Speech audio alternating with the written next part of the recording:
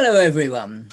Happy to see a very good number of you here present for the last in our series of history talks in the current programme. I'll say a bit more about next year's programme after the talk this evening. You'll know by now probably that the talks have been put together by the Historical Association, Plymouth branch, the History Department at the University of Plymouth and the Arts Institute at the university. Thanks to everyone who's concerned with all of the talks we've had. I'm Alan Cousins from the Historical Association. After the talk, we hope that some of you will want to ask questions and enter into discussion. And there are going to be two possibilities here. Either you can use the raise hand button on your screen and we'll call on people to ask their question, or you can use the chat box and write your question there as you think of it, and we'll call on you from the chat box. Now, today we welcome Dr. Chris Smart from the University of Exeter. He's going to talk on, as you've seen, the archaeological complex at Calstock. A few words about Chris. He's a landscape archaeologist who specialises in the heritage of Roman and medieval Britain. And he currently manages the Exeter University Understanding Landscapes project, which has attracted National Lottery Heritage funding and is engaging the public in research on Roman and medieval landscapes in Devon and Cornwall.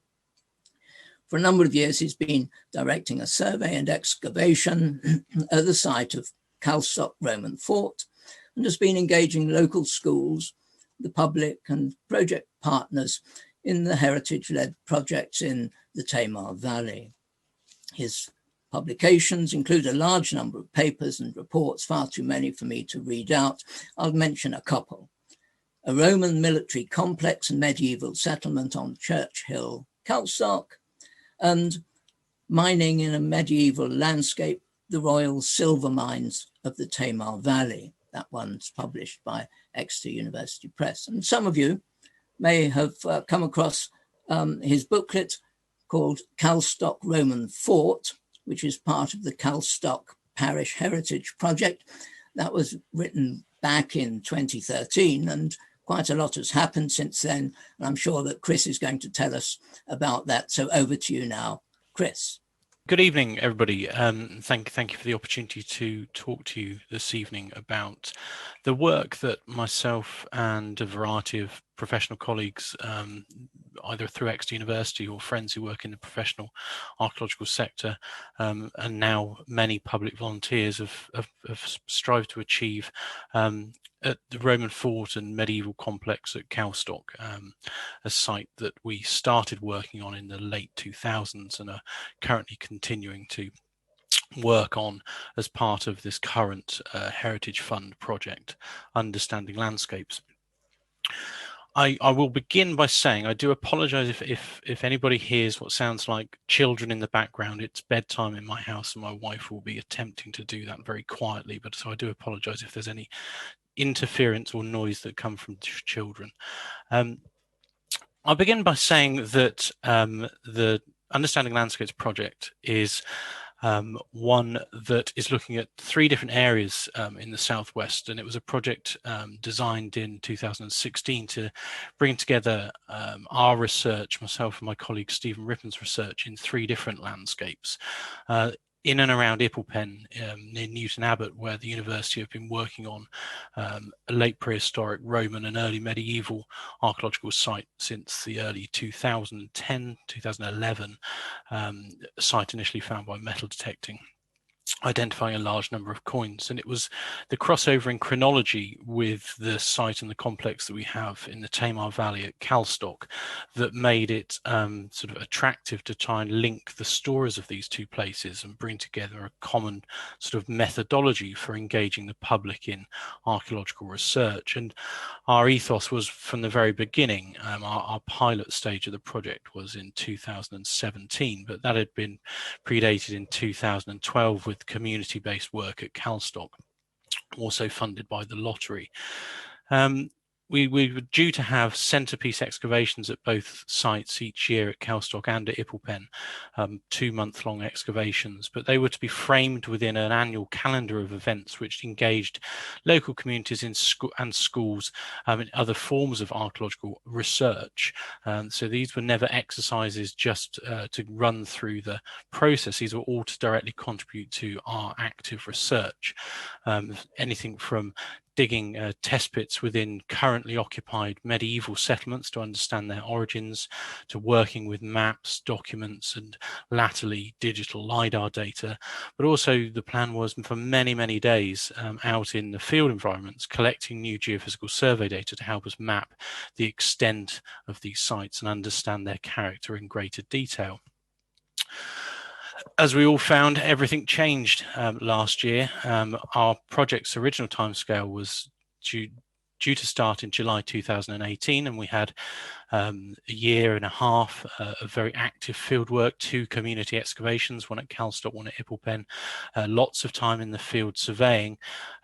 But with the onset of COVID, a public-facing, public participation project was never going to really survive in the way that we'd hoped. And so far, to date, we've lost 15 months of field work, including 2 community excavations and almost 2 full school years.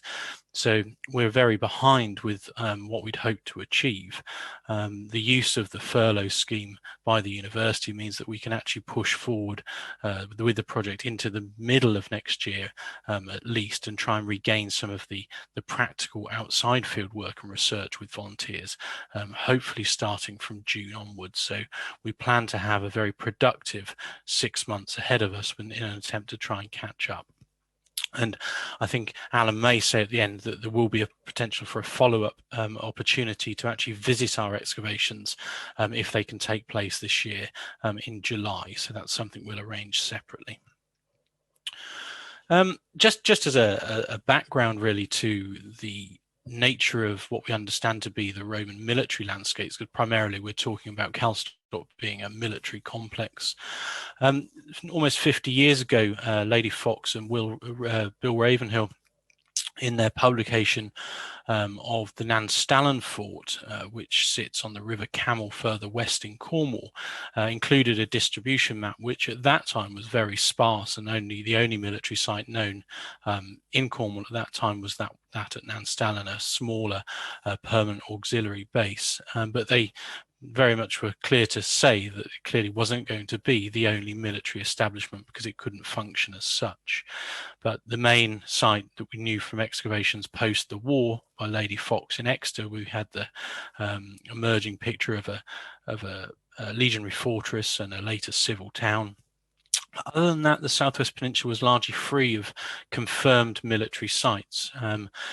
But actually, as time has gone on and the decades have passed, and particularly in the last 20 years, we've actually seen a much greater number of military sites being recognised, and particular concentrations in the Exe and Colne valleys, sort of north-south between Exeter and say Watchet, Porlock on the Somerset coast, but now moving west and further in across sort of mid-Devon down into Cornwall, where we now have three confirmed forts, a possible 4th fort, where there's a collection of military finds near Menheniot. So the picture is ever expanding, which I suspect that we will see new sites appear either through commercial excavations during development or novel use of remote sensing. So I think the picture will be changing for years to come yet. If we take those military sites, which are the red dots here, and just consider them for a moment in relation to what we believe to be a representation of the prehistoric settlement pattern. So these are sites either known through excavation, but largely through aerial photographs, crop marks, or upstanding earthworks. Many of them are enclosed, and that is simply how they're known, because they have a physical form which produces either, say, upstanding earthworks or crop marks. And we can see that the military sites actually are in areas where to date we have relatively low a suggested low population density.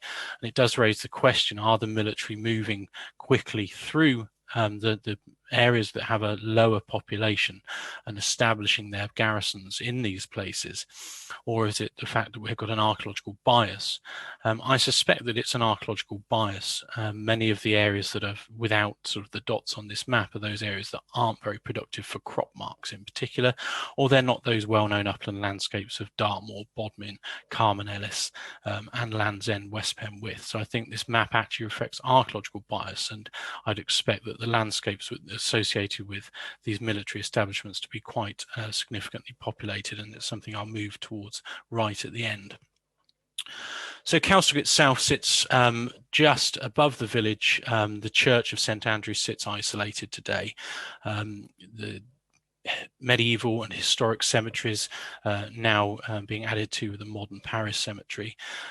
Morwellham Quay sits just to the northeast, and essentially a big loop in the river which represents the lowest crossing point is nearby, and also the navigable limit. So strategically it's an obvious place for having a military garrison, probably 480, 500 men, a full cohort of an auxiliary cohort stationed here from the 50s until about the 80s AD.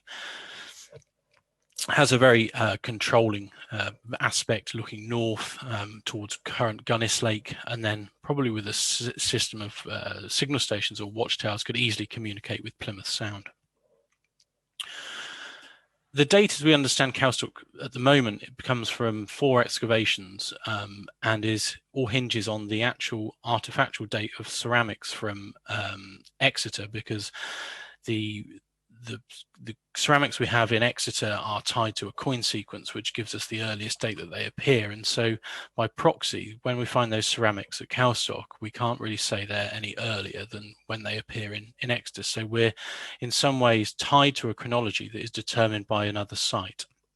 However, there is evidence to suggest that the Tamar valleys actually had an earlier military presence.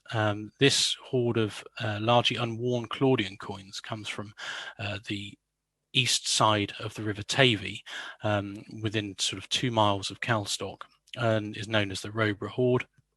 And these are early Claudian issues, unworn, and because of that they're suggested to be deposited before 50. We're starting to see quite a number of Claudian coins appearing from the sort of the Teenbridge area, South Brent, as if there was early military movement around the south side of Dartmoor, whereas these coins had been assumed to come from, say, military scouting coming up the river. It's possible they're actually part of an initial incursion that came on a landward route around the south side of Dartmoor. And certainly some of the biographical entries, Suetonius's biography of Vespasian, implies that the local tribes were actually conquered by 47 AD. So I think there is a disparity between the historical narrative, some of the early coin evidence, and actually the excavated evidence on our archaeological sites. We're limited through excavation on how early we can push things, but I think the anecdotal evidence would lead us to suggest that the Legion and the auxiliary units are moving through the Southwest Peninsula probably by the late 40s. The question is, why were they so keen to push so quickly into the Southwest Peninsula? We have a far greater quantity of, greater number of military sites in the Southwest than we do across southern Britain. And in that regard is more like Wales and the Marches or the northern frontiers of the Scottish borders. Yet we don't have any evidence of a physical frontier. But it's clear that the army were quick to move, the Second Augustan Legion were quick to move into the southwest. And we know by the late 40s that, for example, that they would already established or taken over lead and silver working on Mendip and established a small fort in proximity to the lead silver workings there. And we have stamped ingots that tell us, certainly by 49, that they're in charge of mineral extraction. So the question is, does Calstock actually, is its position and the purpose for moving through the southwest at places like Calstock, is it linked to mineral exploitation? And for many years I pondered on the archaeological evidence that we have, and there isn't really any direct evidence, not on our Roman fort sites or within many of the mine workings that have been extracted historically? Do we find things like Roman tools, etc.? That, for example, you find there's, I think, 4 examples of Roman spades been found in mine workings, historic mine workings in Wales. We don't have any of that evidence. But when I look at a mineral map of the Tamar Valley, sort of Callington, Tavistock area, which this map is, and we see Calstock here, you can't get away from the fact that this military complex is situated slap bang in the heart of probably the richest, one of the richest mineral-bearing districts in the entire Britain, or Britannia as it was in the Roman period. So whilst we haven't yet found the evidence for a direct link, I think it's possible that one does exist, and we just need to think about how we identify it. I say at Charterhouse on Mendip by 49, we have active control of a pre-existing industry, and it continued in use throughout the Roman period.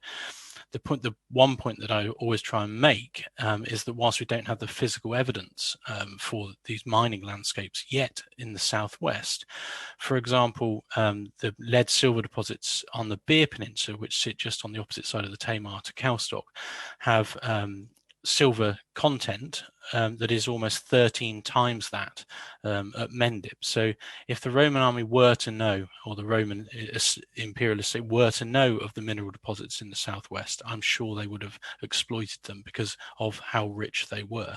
So I think it's a case of we may yet not understand how the industries were operating. Calstock could, of course, be a garrison that is overseeing extraction of minerals away from the centre of that site, which are then processed somewhere altogether different as well. So actually on site at Calstock, we may not expect to see any direct evidence of mineral working, processing, etc. The site was found during geophysical survey, looking actually for a medieval mining and production centre associated with the aforementioned lead silver deposits on the Bere Peninsula.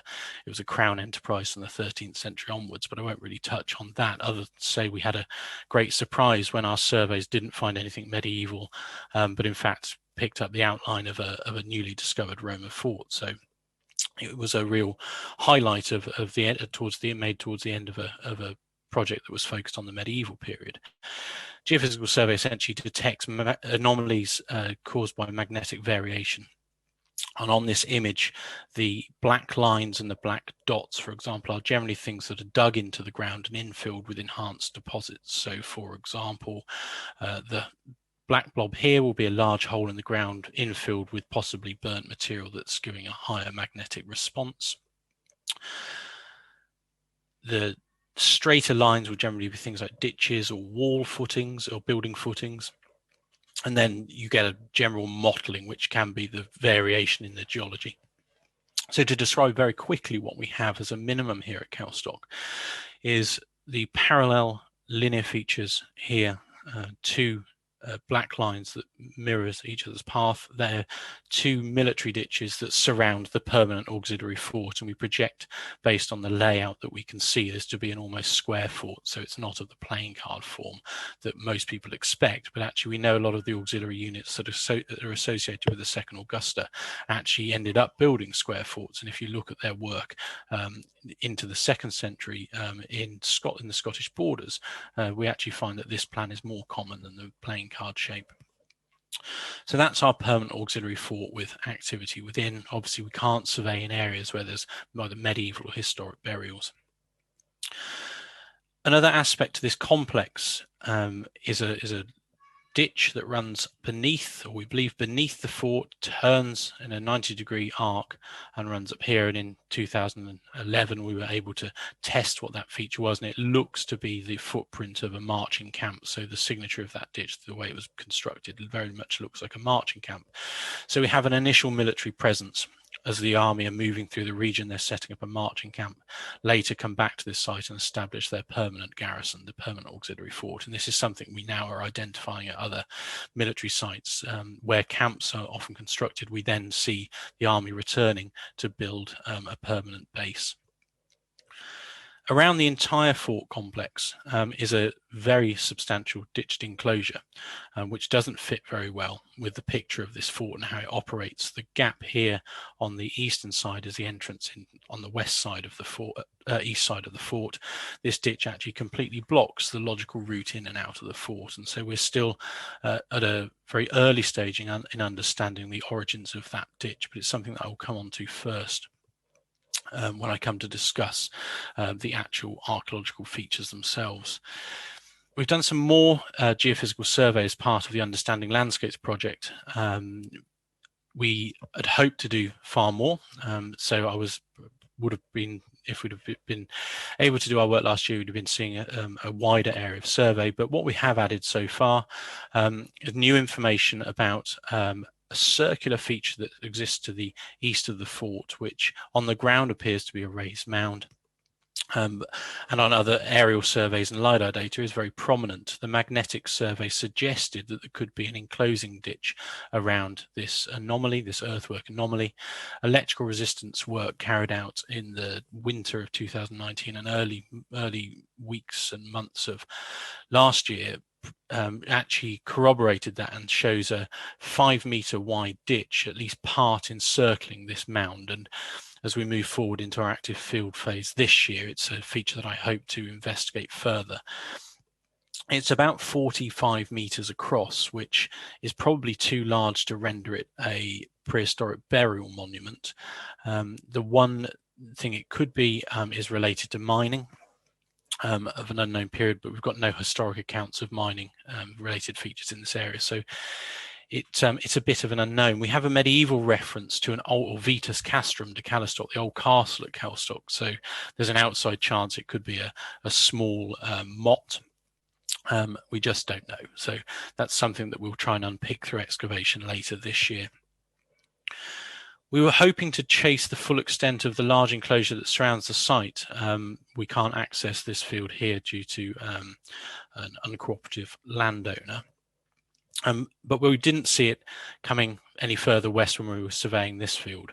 We've now had the chance to investigate the modern cemetery that's being created, and we found no trace of it returning. So our best guess is that it almost comes up and mirrors the field boundary here, and perhaps we're just catching that ditch here. But this is a very large hilltop enclosure. The fort itself is about 180 meters square, so we're looking at something that's half a kilometer across. We also identified rectilinear building ranges to the west of the fort. And again, we're not certain what age these are. They could be anything from Roman through to medieval. We're hoping some targeted evaluation trenching will help us understand the age of some of the features to the west. That large enclosure is something of an enigma. It is about 3 meters across at its widest, almost 2.2 meters deep as it survives today.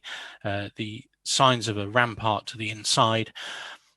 The image at the top here actually shows a series of fills that appear to be gradual accumulation. This image here is not this section. We've dug it in 2 places, but this illustrates the point well that we do appear to have gradual sedimentation and then rapid infilling, and the coarse material with stones appears to probably be the upcast rampart that would have, or bank that would have been within the inner component of this defence. So at some point it's been heavily slighted and pushed back into the remnants of that earthwork ditch.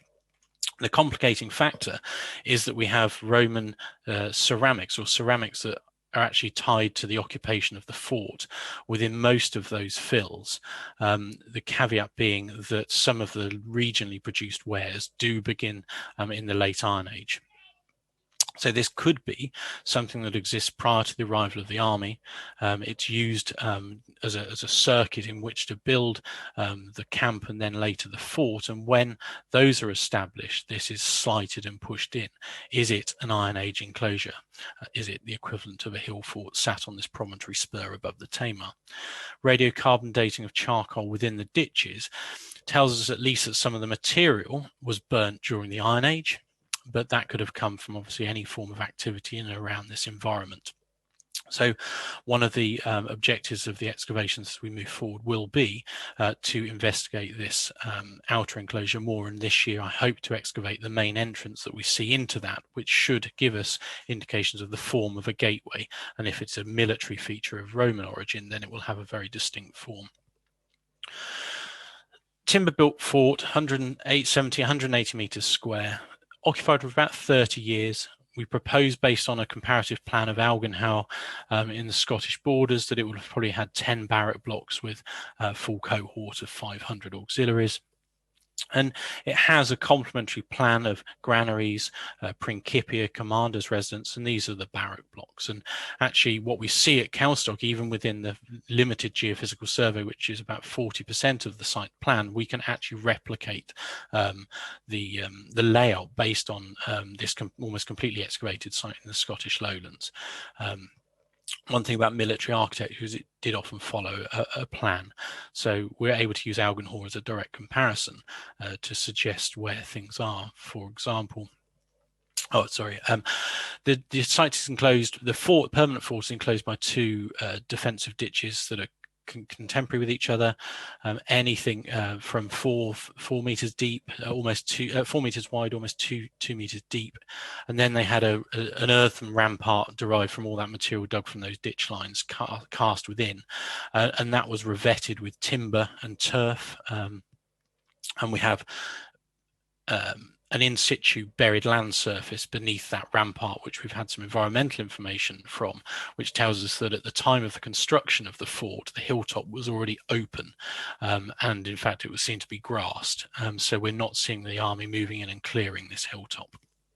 That buried soil, where the rampart is actually the orangey material on the inside of the ramparts. This is a view looking from outside in both instances.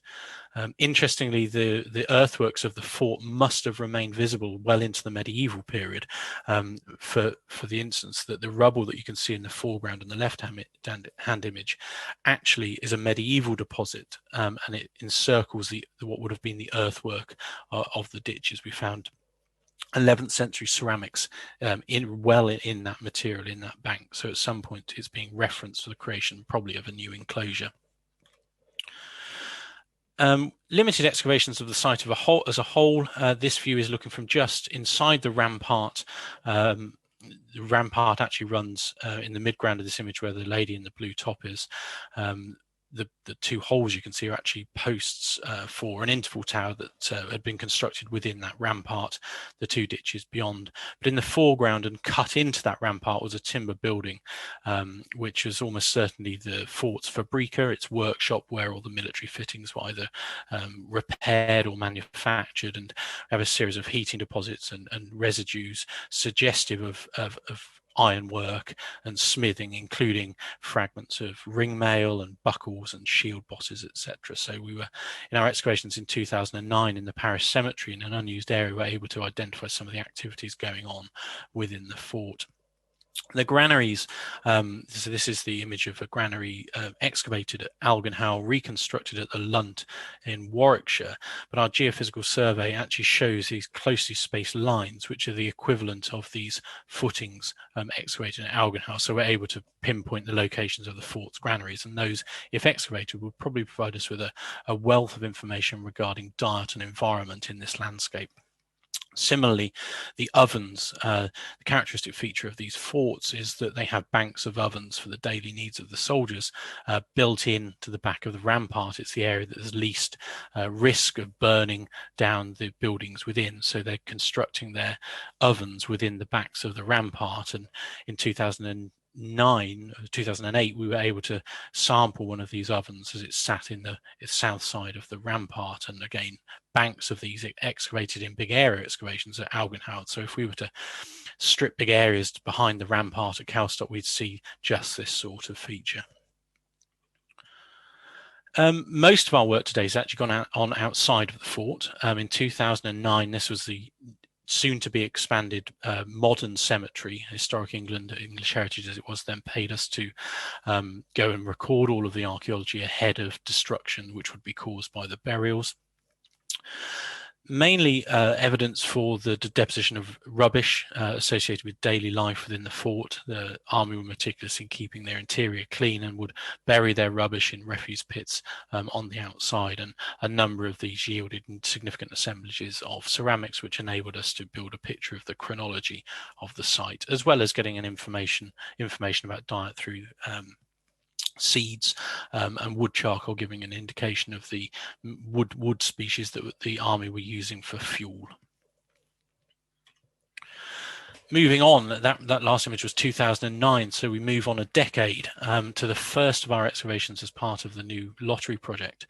And this parish cemetery, the area that we excavated in 2009, had already been almost completely allocated for burial. So the parish council were in need of a new area clear of archaeology for continued expansion. And they have got planning permission already in place for doing this. So as part of the lottery project, it was agreed that our first excavation would provide a new area clear of archaeology for the community to continue to use this site. And it provided us with an opportunity to explore more of the outside of the fort.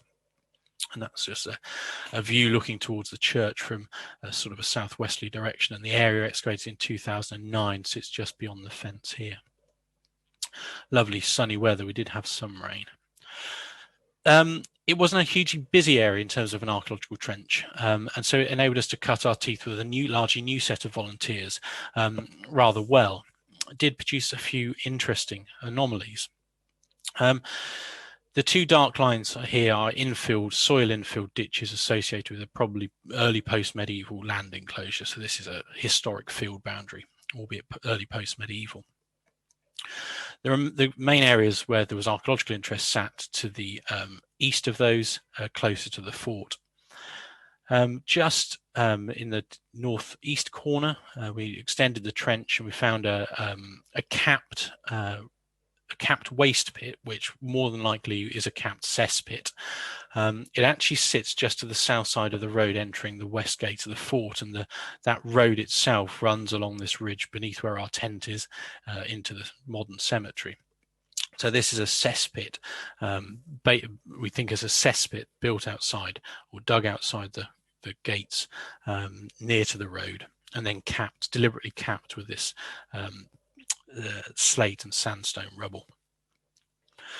Probably the most enigmatic features identified were a series of elongated, vertically sided pits that ran broadly north-south, and we had 1, 2.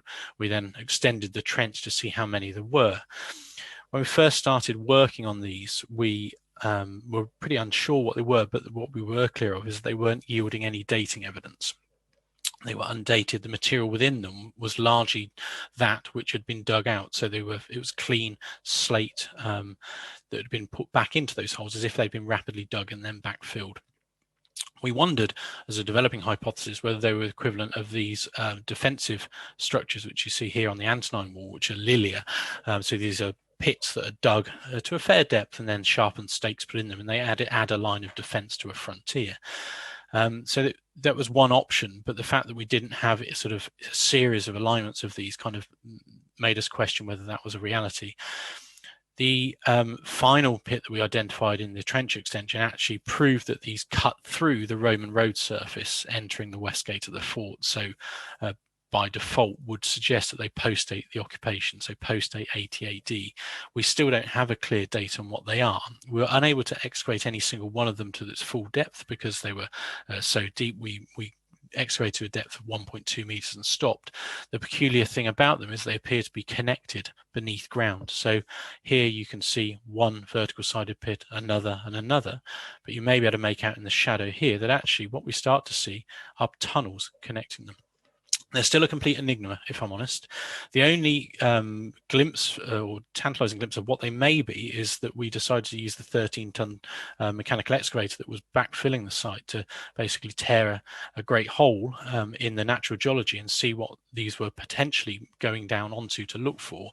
And we did identify mineralization at the bottom of this pit here, and the owner of part of the site is a mining geologist from Camborne School of Mines, and he was quite confident in saying that he thought it was an exposure of the north-south lead silver deposits that we see and are well known for their medieval extraction on the Bere Peninsula. So it's possible that these are prospection pits, exploiting or at least looking for that north-south cross course.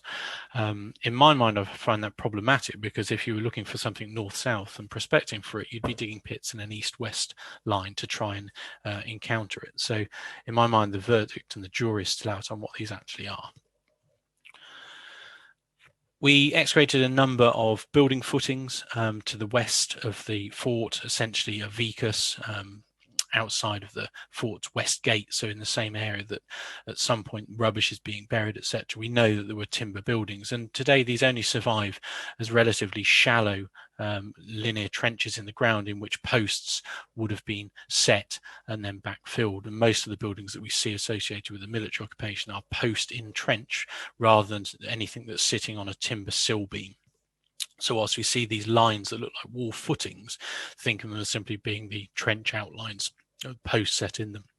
And this is the image on the left is actually an example of something that was recently excavated outside Oakhampton Fort, a new housing estate being built, identified a significant number of post-built buildings associated with a vicus on the east side of the fort there. So envisage that probably on the north, on the south, east and west sides of Calstock, there being these very ephemeral traces of timber buildings, which aren't particularly, you won't see them using the magnetic survey simply because of the nature of their fills. We had an opportunity to further investigate the Roman road exiting the west gate of the fort and see if it sort of petered out.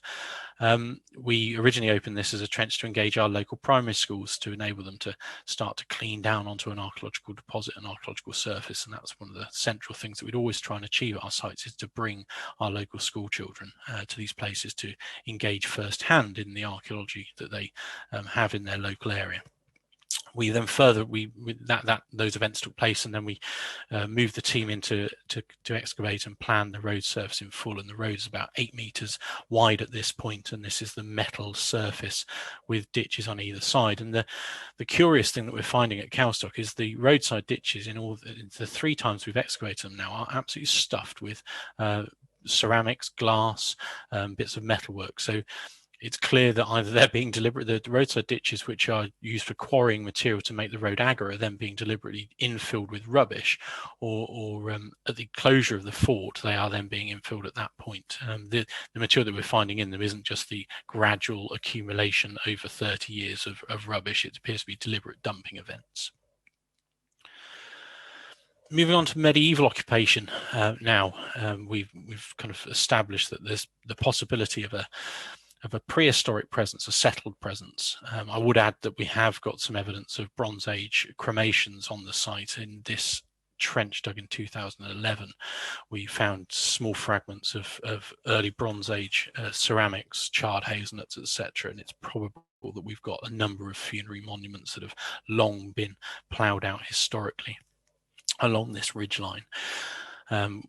Described how this enigmatic but very substantial enclosure may have the potential to have prehistoric origins or pre-Roman Iron Age origins, and then our sequence of at least 2 confirmed military phases. But the other thing that we found, or first found during our 2009 excavations, was quite significant evidence for a medieval settlement in this lowland setting. Most of our well-known and well-excavated medieval settlements in the southwest come from our upland fringe environments. Think of places like Hound Tor, for example, on Dartmoor. So it provided us an opportunity to actually explore the archaeology of a lowland medieval settlement. And it explains now why St Andrew's Church sits where it does by itself. It actually originally didn't, and it was part of a settlement that actually stretched several hundred meters across the ridgeline to the south of the church. And we have excavated evidence of medieval archaeology in this trench all the way across to the other side. So this is 250, 300 meters apart. So in the cemetery extension in 2009, we identified the footprint of 2 buildings, we were confident there were 2 forms of building with different architectural styles. The first was a ground set, earth-fast medieval building based on posts set into well-dug and well-defined post holes, associated with 11th, 12th century pottery, and this is the equivalent of a longhouse, or it is a longhouse in this lowland form. So this is a timber-built longhouse, replaced by a building set called a ground set building, which is essentially a cruck frame building with post pads to support the posts, and this was associated with 12th, 13th century ceramics. A myriad of very small stake holes forming alignments may actually be a precursor to the 11th, 12th century building, and we've got examples on Dartmoor and elsewhere in the southwest where it's been proposed that we may have turf wall buildings that have their wall lines defined by stakes that then have turfs put up. These could just be, however, features associated with the occupation and use of these two structural ranges.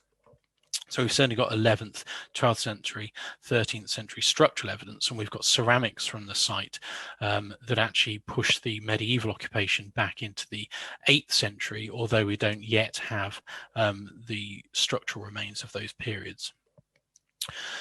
So those two buildings that I just showed you were actually excavated in the then unused part of the parish cemetery to the east side of the fence, and our 2019 excavation to the west side of that fence produced more evidence, the rows of these ground earth-fast post holes. So it's probable that adjacent to this one longhouse here, we were only able to excavate within, I think, 2 or 3 meters of this fence line. So it's more than likely that actually we have a second timber-built longhouse in this area here, or indeed this could be something like a fence line associated with it. No dating evidence, however, but I would propose that they are linked because they share exactly the same orientation and alignment and had the same morphological characteristics as the post holes for that period. Medieval pottery, the most diagnostic 11th, 12th century pottery actually comes from the Blackdown Hills, is a chert tempered ceramic, significant assemblage from Launceston Castle. Other than that, not really well known in this area. This is a almost complete cooking vessel. We also then have ceramics that are made regionally or more locally, but the key thing that came out through our program of radiocarbon dating, but also petrological analysis by a chap called Roger Taylor, who works out of the Royal Albert Memorial Museum in Exeter, is that what we had were gabbroic clays. So these are clays that are dug from on the Lizard in far west Cornwall, being mixed with local granitic tempers. Which shows us that in fact pots weren't being transported, the bar lugwares weren't being transported from the Lizard, clays were being transported from the Lizard and potted locally to Calstock, and that was the first example of that being known. To the southeast of the church, in our 2011 community excavation, we found further medieval evidence. We were hoping to potentially identify areas of metalworking, and we didn't know what date they were. It was possible that these could be features associated with the missing crown enterprise of the 13th, 14th centuries.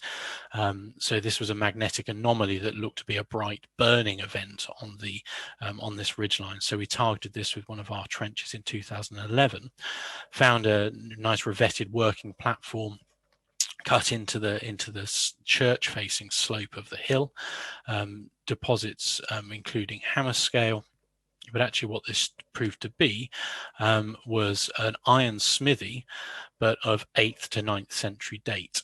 So this again is tying in with the beginnings of our medieval presence in those centuries, the 8th, 9th century. So we've got probably 400 to 500 years of medieval occupation that straddles this ridgeline, and probably would have been associated with the early church. So, and the fact that it goes from one side to the other at the extent that I've described, 300-400 meters, really does imply that what we're looking at sat on top of this Roman military complex is the origins and then the ultimate demise of a probably something equivalent to a village. So that was the unexpected part of this complex, which really only came through excavation. Because of the nature of the remains, you can't really determine what they are through just geophysical survey. So through excavation, we've been able to establish quite a significant and long-lived medieval presence on this hilltop. So any excavations that we conduct in the future, including this year, which nominally are investigating the Roman landscape, do have a strong likelihood of identifying medieval remains. So of those objectives, we'd hope to excavate a number of areas other than just the parish cemetery extension, which is in 2019. So we were supposed to have 2 more months of excavation. We wanted to investigate the relationship between the camp and the fort, just to really check and prove that actually the fort replaced the camp. So stratigraphically, the camp is earlier. Investigate the mound, which is clearly significantly ditched on its perimeter, but also to identify again more features associated with the wider landscape and the extent of occupation, and characterize the date of buildings here. We're now putting a proposal together to bring all remaining resources together for one last large excavation this year, probably in July. And we're going to have to be very focused on the not only the archaeological features that we target, but also develop a strategy that enables us to work in a very COVID-safe way. So it'll probably be a case now that we have multiple small trenches spread about the site, which will enable people to work in a socially distanced manner. But again, 2 priorities will be, now we're going to really try and understand if there are a formal gate structure entering this large outer enclosure.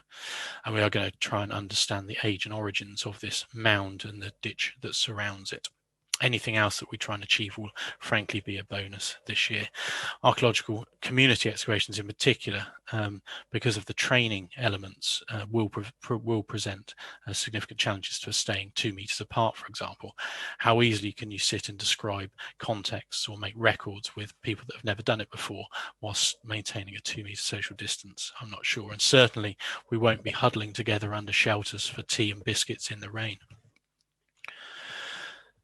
Just 2 or 3 slides, and really just to draw something positive out of the COVID situation for our project, which was very early on, we were coming to the close of a series of in-person workshops held here in the Tamar Valley, where we were looking at getting groups of people to look at airborne LiDAR data. So this is laser scans of the ground surface captured from sensors on an aeroplane that's collected by the Environment Agency for flood modelling, etc. But there's actually a very good technique for identifying very fine detail of archaeological earthworks. And we thought going forward during lockdown, it'd be an opportunity to continue to engage with our volunteers, albeit remotely, by supplying them with this data so they could trawl through it, identifying new archaeological sites. And initially we did that for the Tamar Valley, but such was the enthusiasm and the kind of the uptake, and it was a small number that continued with this work.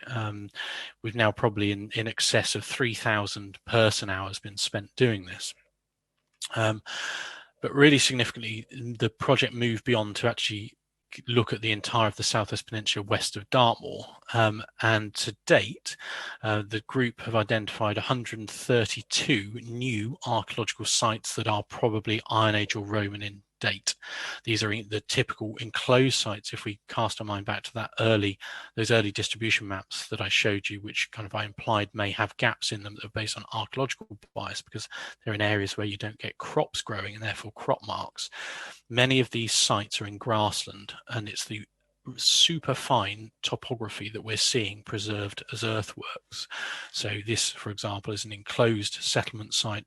I think from memory, this one's about 70 meters across, and this is just one example of maybe 30 or 40 of this scale and of type across the Southwest Peninsula. And this work now has really filled in some of those gaps within those archaeological distribution maps, and we'll be trying to bring all this together to publish and make the data available. It's already been sent to the Historic Environment Record in Cornwall, and we're working with the Devon Historic Environment Record to try and get as much of it accessioned for everybody to be able to kind of use going forward.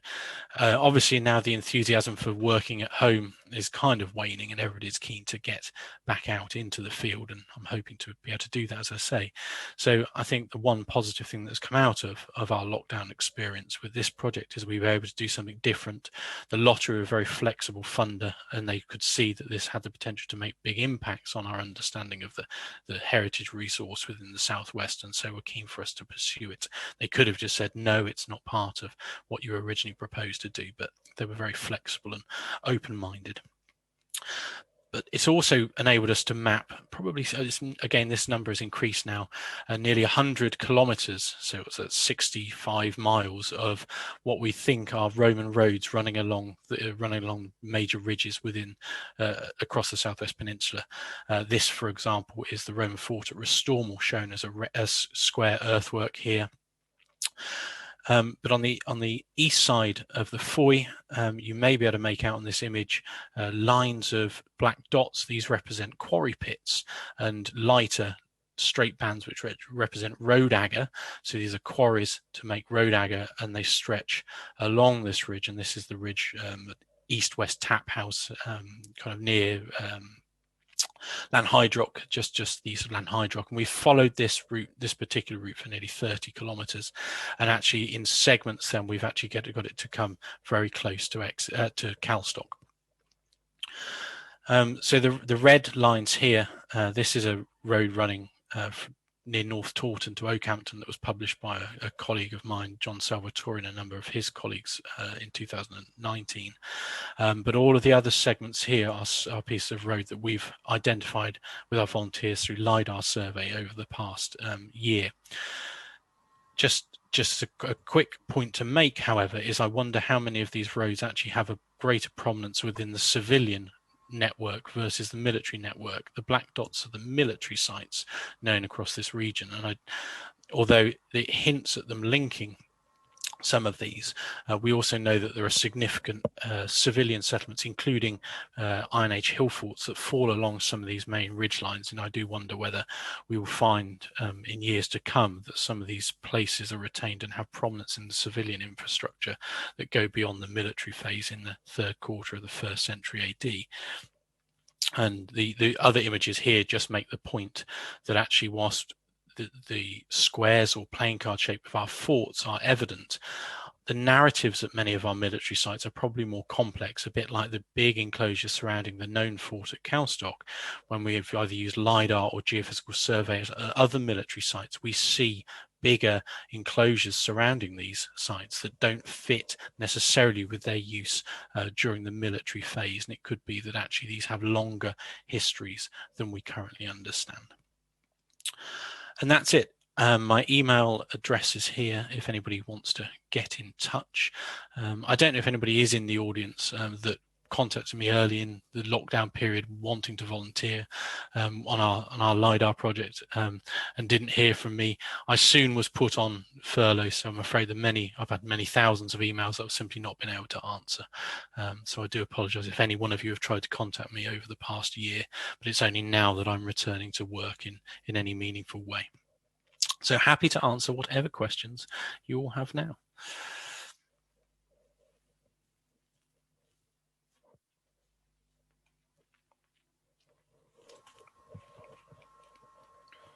Hello. Right. Thanks, Chris. That was great. Very interesting survey of a long period of excavation and an incredibly long period of time. We have already got some questions. The first one I saw was from Stephen Luscombe, which is, when the Romans did abandon this settlement, would they have reduced the fort themselves and tear down the buildings, filled in the ditches and so on, or would they have left it intact?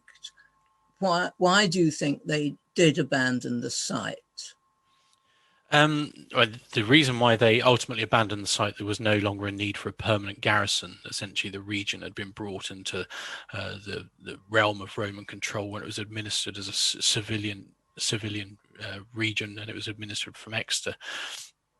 They did indeed level and raise everything to the ground, because that was standard military practice. You wouldn't leave a defensive site for someone who may have ulterior motives to use against you.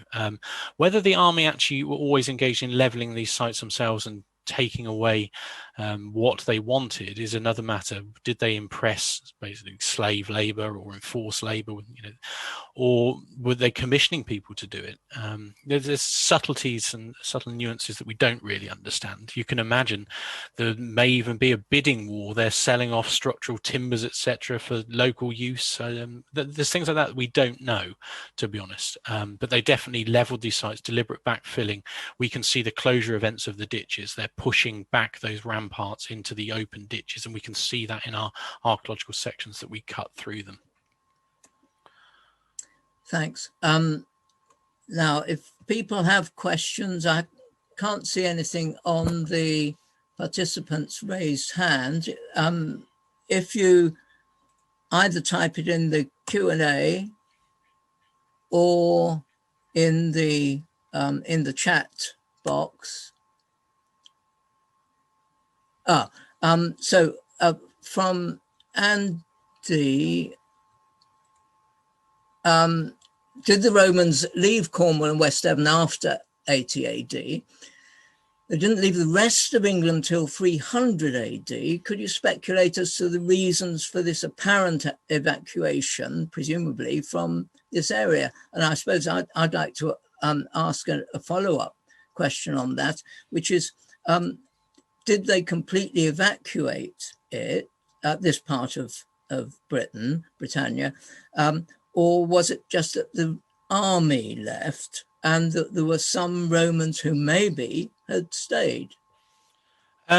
We know the Second Augustan move north into Gloucester, where they established the fortress at Gloucester, and then in South Wales, before they then move on as part of the campaigns in Scotland. But in all instances, what we are seeing is that they are moving into what would be frontier regions for the purposes of either taking over communities or resources, if it was minerals, or simply areas where they're experiencing conflict or a pushback from indigenous communities.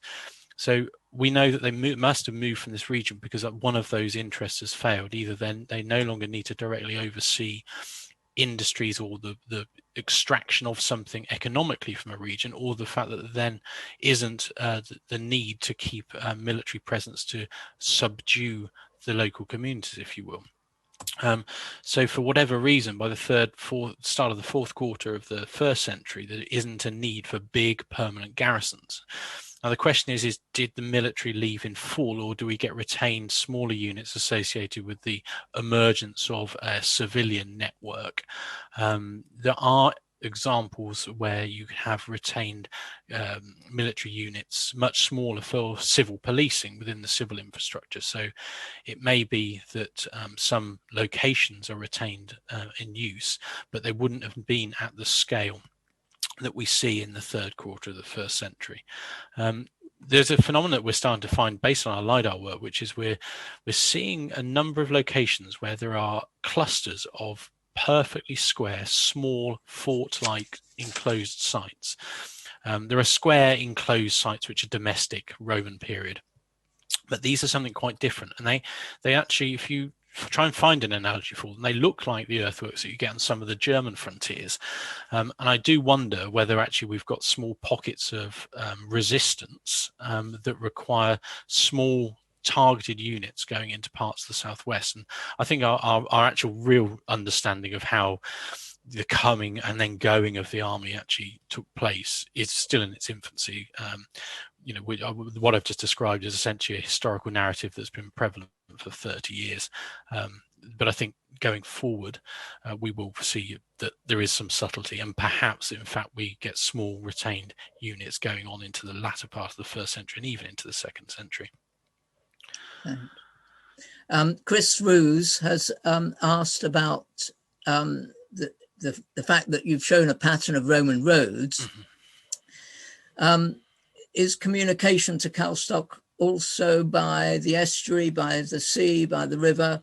And one could add to that, do you think that maybe the trade which was taking place from the Lizard, for example, and maybe from other parts of Devon and Cornwall, were similarly by the sea, by the rivers? I think, hello, Chris, by the way. I think there's absolutely no doubt that what we're seeing is a repeated location of our permanent garrisons being at navigable reaches of our major southwest rivers.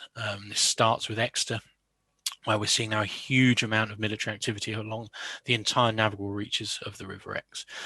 Obviously, we've got sort of an archaeological basis in Plymouth for late Iron Age and then Roman period work, sort of activity Mountbatten, the implications of quite significant trade. I think Calstock is situated because it is at the navigable reaches, and it serves the army to either be bringing goods and materials in, or potentially goods and materials out as well of this river catchment, if you will. And I think the purposes of a number of these forts on these rivers is that they serve the river basins, the catchments, and the needs of communities within them, but also then to bring out materials.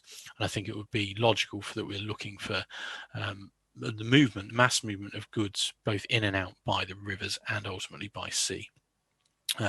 I long to hear that someone's found a shipwreck full of ingots, clear ingots with stamps on them in the Plymouth Sound or something like that. But yeah, it's not to be yet. But I think the rivers are key. And this does link to me suggesting that actually I wonder whether the road network is something that emerges in the military period, but actually then has a much greater importance as we move through to the 2nd, 3rd centuries. Question from Ian about what sort of labour was used. Do you think, is there any evidence or what do you think about local labour being used, or possibly that slave labour was imported from elsewhere in the Roman Empire?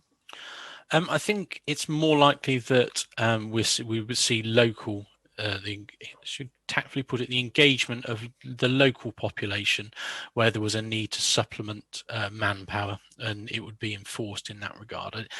We've not yet really got any evidence in the southwest for the bringing in of slaves from elsewhere in the empire. So I think we'd be looking in that scenario for kind of a regional enslaved workforce, if you will.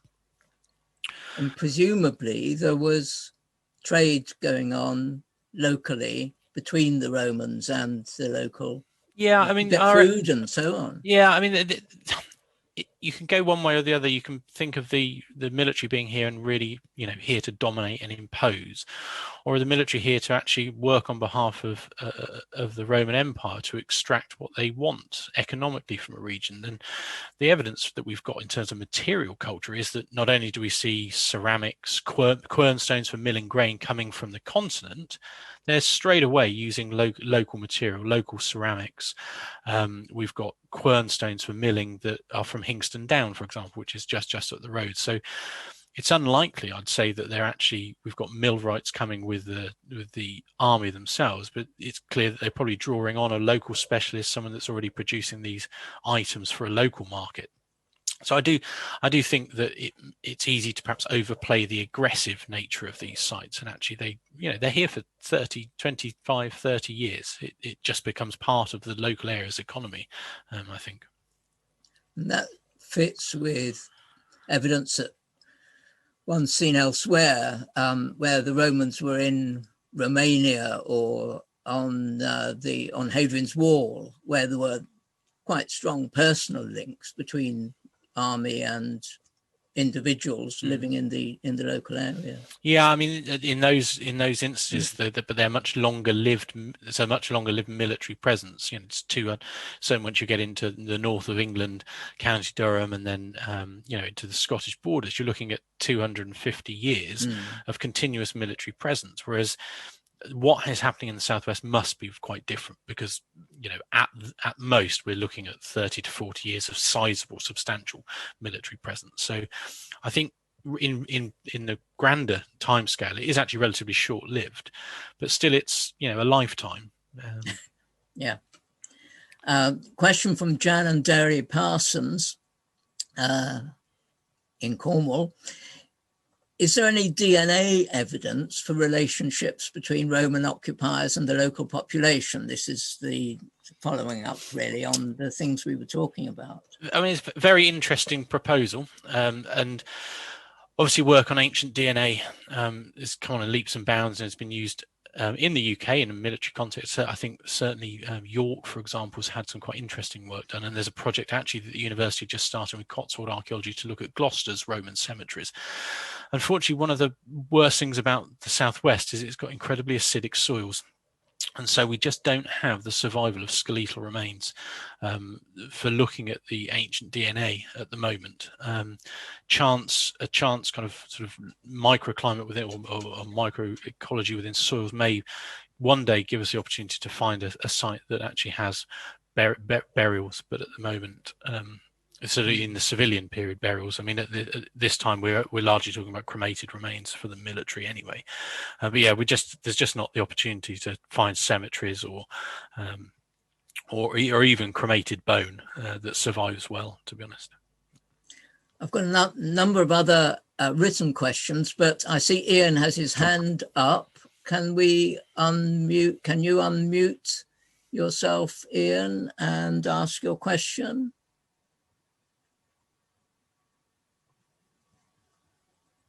Not sure whether I can unmute you. Perhaps Rosie can. Sorry, that was sorry, Chris Allen. That was a mistake. It was somebody we just clicked on the wrong button. I have to just claim the usual mess up of sort of not operating the software terribly well. But thank you very much. It was a very pleasant conversation you've had, and I'm sure some more questions will elicit some more interesting information as well.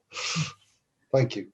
Okay, we've got I'll come to Chris Roos later because he's had one already. Mallory has some evidence about shipwrecks and finds in Plymouth Sound. Mallory says, we do not have a shipwreck with ingots, but we do have 2 Roman lead anchor stocks, which are small, will have been used by river craft. Recovered from Plymouth Sound by local divers, only one other has been found in the UK, and this is the ship's project. Yeah, I think, Mallory, you know that I'd quite like you and Pete to go and find lots more things in the Sound. Okay, and we've got an anonymous attendee who I can't see the question. Here we go. Were the Romans aware of the copper deposits of the area, or was it just the silver they were interested in extracting? We don't know that they were interested in any of it. That is the problem. We know historically that this is a really rich mineral district. You only have to look at that map that I showed. But the problem is we don't currently have any direct evidence for their active interest. It seems ludicrous to think that actually the military, as part of that entourage, will have geologists, mineral surveyors. It's part of what they do when they're moving into new territories. We also know that the lode structures here actually can be mined at surface in the early periods. So it's not like these are hidden deposits. But we just don't have the physical evidence for it. And I think as archaeologists working in the Southwest as a whole, we now have to find ways to look at that and look for the evidence. There's been, in the early 2000s, not archaeologists, but sort of geographers and paleo environmental specialists looking at contaminants within river sediments, for example, looking at pollutants within peat deposits, all implying that we have got mineral working during the Roman period, but obviously nothing that could directly link that to the army because it chronologically it doesn't necessarily tie in. I think the reality is that they will have been in some way either overseeing existing extractive industries, as I think they move in to do at Charterhouse, but we also have to remember that they were here for 30 years. These industries may have gone on for hundreds of years. And essentially they franchise out, they lease out the mining operations, take a significant profit of it, but let someone else do the work. It's thought that gold and copper were the primary objectives in terms of minerals, lead being a byproduct, but albeit a useful one. But copper was such an important mineral. And it's so freely available, not freely available, you have to work for it, but it's so widely available in this area and elsewhere in the Southwest in Cornwall, that I think actually it's very likely. There are some references in medieval period to the reworking of at that time in the 13th, 14th century, reworking of ancient residues. So they're coming along and trying to re-extract, very reminiscent of what we do in places today, is return to old mine waste and try and reprocess it using technologies to extract more of the mineral. So we have got documentary evidence of the reworking of ancient residues, and that's both associated with the lead silver deposits and also copper. But that is the only glimpse. But those workings could be earlier medieval, or early medieval, as in pre-Norman. We just need to do more work, I think. Here's a question from Ian. Are there any Roman government documents related to the Southwest? No. Nothing? No, it's all based on archaeological research. Okay. And Andy, from now, are you saying that from 100 to 300 AD, there was political stability in the West Country? Is that how you see it? And do you have any ideas how many Romans, in the broadest sense, may have settled here, anywhere, in Cornwall, Devon, Exeter? I think it was as politically stable as anywhere would be. There is no evidence really for significant uprisings, conflict. Otherwise, what we'd be seeing is the reintroduction of permanent military bases, and we have no evidence for that. Where our military sites are excavated, they all fall within this initial conquest phase in the 1st century. So I think it was as politically stable as any conquered land will be. It seems that local communities, although not building, compared to elsewhere in the UK, not building opulent villas, although we do get some Romanized buildings that have sort of some ostentatious display, but very limited in the kind of the west part of the Southwest. So most of Devon and Cornwall is without that evidence. But material culture, we do see the import of material culture, native communities engaging in that way, so using imported ceramics, fine metalwork, glass, etc. So I think it's just it becomes embedded within the empire. The one thing I think we see, however, is that it's more resilient to the end of Roman Britain, because we find at numerous sites sort of evidence for continued occupation and use beyond the close of the 4th century. And with the more radiocarbon dating that is done of archaeological deposits that are stratigraphically late in the sequence, we start to push our occupation into the 5th century. For example, the site we have at Ippelpen, an Iron Age Roman site, but with limited evidence at the moment for early medieval occupation, so post-Roman, but we have post-Roman cemeteries. So there's a community living in that area. And I think somewhere that doesn't fully embed itself within the Roman economic system was probably also a region that would actually be able to continue and suffer less upon the ultimate sort of fail and fall and the withdrawal from the British Isles. I hope that kind of sense. In terms of how many Romans settled here, completely unknown. I mean, people coming from elsewhere in the empire is how we would term Romans, so non-natives. We simply have no idea, to be honest. Looks as though we're getting near the end of the questions that people have. Could I ask you a sort of practical question, really? The people that you've had working on the sites, from schools, from general public and so on, what sort of training have you given them? What sort of advice have you given them, and what sort of requirements? How have you had to spend a long time talking to them about how to do it? In short, no. We will accept anybody from having zero experience to people that have dug out with us elsewhere or have got vast amounts of volunteering experience. There are a lot of people in the archaeological volunteering circles that have got an awful lot of experience because it's what they've interested in, had a lifelong passion in doing. But we will generally accept anybody at all levels of ability, and the purpose is to give those people an opportunity to learn new skills, but in a real world practical sense. And the other, so we will work with an individual to the degree that they need to be worked with to understand the process. And the key to how we work, which I've only learned this through volunteers that have been on excavations elsewhere, is that, well, I didn't realize we were doing anything particularly different, if I'm honest, but We involve our volunteers, people who come and participate in every aspect, short of ordering portaloos, etc. That falls on my shoulders.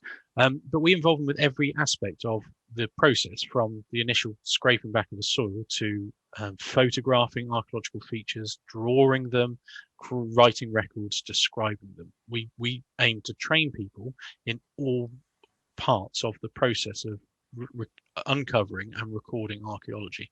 And what I've learned talking to some of our volunteers is that's quite often not the case. They're, in some instances essentially used as manual labour, but the recording, etc., is often done by professional, experienced archaeologists, and that's something that we just, by our very nature, because we work with University of Exeter archaeology students who start off as complete novices, and our aim is to train them to become in some way experienced in the gamut of field archaeology. And our volunteers, certainly at Ivelpen, always worked alongside our students where it was a training excavation. So our ethos really has been to treat all our volunteers as if they were students who wanted to learn how the archaeological process works.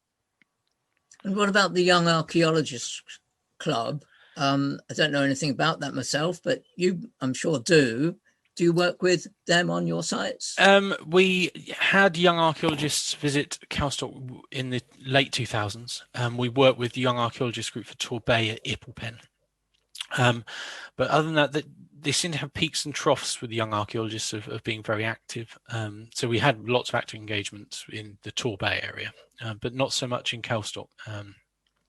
So no, I'm afraid we haven't in this area, in the Tamar Valley area. But we'll say we've worked with sort of 4 or 5 local schools, which kind of gives people that opportunity, local children that opportunity. So I think we've come to the end of the questions that have been submitted. Anyone else who wants to ask? Can't see anything here.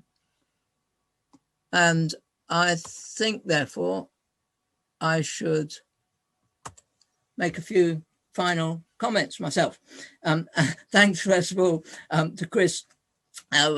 Fascinating to hear about what sort of work has been done and to paint a picture of the findings that you've come up with over the years, leading to quite a number of mysteries and so on, as well as some firmer conclusions. Before we finish, though, I've got a few announcements to make. First of all, Chris, you mentioned the possibility of a visit to the Calstock site. Yeah. I think what we're going to do is that Chris and I will be in contact about that. And if you would like to, if I can find something that says all panelists and attendees, if you would like to be part of a site visit, I've put my email address there in the chat box. It's a.cousins345@btinternet.com. You can see it there in the chat box. So contact me. I think probably Chris and I won't know until well on into June, maybe the end of June. It's going to depend on the COVID situation and so on and so forth, to know when it will be and so on. I think what we've talked about is the possibility of it being an early evening one, so that people who are working during the day can get to that. But we'll let you know, we'll give you a date, we'll give you a time, we'll find out. The social distancing thing is difficult. We'll have to think carefully about numbers and so on and so forth. But contact me if you want to find out about that. A few words also about the Historical Association University of Plymouth History Department programme. We begin again in the autumn. 5th of October is going to be our first talk, possibly face-to-face, assuming at the moment that it will be face-to-face, but that will similarly depend on the COVID situation. It's going to be on inventing the Russian Revolution, conceptualizing revolution in the print culture of 1917. So that'll be on Tuesday, the 5th of October, 7 o'clock in the evening. At the moment, it will be here in the university. And it's Dr. Matt Rendell from the university who will be giving that talk. All of these details about the talks you'll be able to find on the Plymouth branch of the Historical Association website once we've got it up. There'll be another talk a fortnight later, Professor Corey Ross from the University of Birmingham. This might be a Zoomed talk. We're not sure at the moment about that one. It might be face-to-face. That's on the nature of imperial trade, ecology and exchange in Europe's empires. And after that, there'll be talks on James Cook and the Pacific, on American prisoners of war in Dartmoor Prison, around 1812, talk on HMS Amethyst and other wrecks in Plymouth Sound, and another one on reinterpreting National Trust houses, and a few more talks as well. So check the website, the Historical Association website, for that. And we